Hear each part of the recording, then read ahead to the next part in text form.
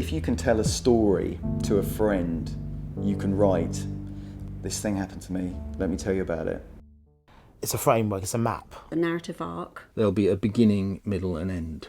If you're writing a farce, a kind of comedy farce, the king in that mix is the plot. The characters serve the plot, but you cannot have a farce and it work unless the plot works. You introduce the story. There is a play I wrote called Sons of York. You orientate the audience, if you like. Oh, I was down the pub, or oh, I was in the park, or oh, I was here. It's basically a story of a family breaking down because it's set during the winter of discontent. You take them through what becomes a sort of a complication, why you're telling the story in the first place. It's basically about the mother figure being really ill and no one really being able to accept that. That then turns into a crisis. In that play it leads to this Christmas meal where everything kind of goes wrong. You go from a crisis to some sort of resolution. And all the emotion pours forth, but hopefully in quite a subtle, non-sentimental way. With the way a story always ends, well then I walked away, or then that happened, or then this happened.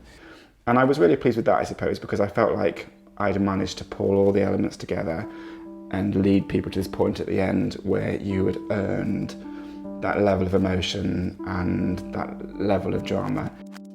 Any entrance or exit, I'll have a card on a whiteboard in my study, and it will say something very basic like Jack reveals that he's gay. When I'm typing, I can look to the left at the storyboard and see what happens next. If you can lift a scene out of a play and the whole thing still roughly work, then you probably don't need that scene.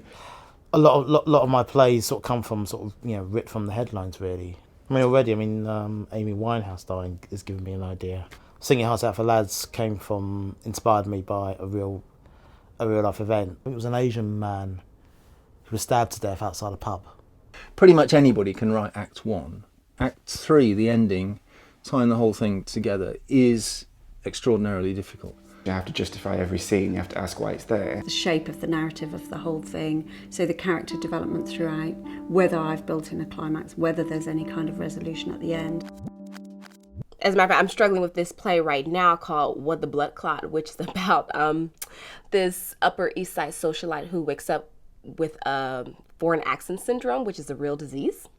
And she wakes up with a Jamaican accent after a stroke. And I had no idea what the trajectory of this play was going to be. I just knew that I was going to start with this white woman who all of a sudden was speaking with a Jamaican accent and looking at identity and how identity is imposed on us and how, people kind of decide who we are based on how we speak. You can always find the end of an Arthur Miller play in the first act.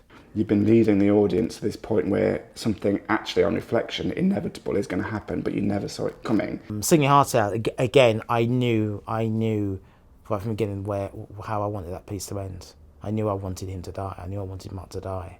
You also have to give the play itself artistically enough space to take you in other directions or to say it differently than you anticipated. I sketch in an ending and just hope and see where it takes me. Where the dramatic high points are, where the biggest crises are for the characters, or where the climaxes will be, or the moment where the audience will go, theatre needs more of those moments.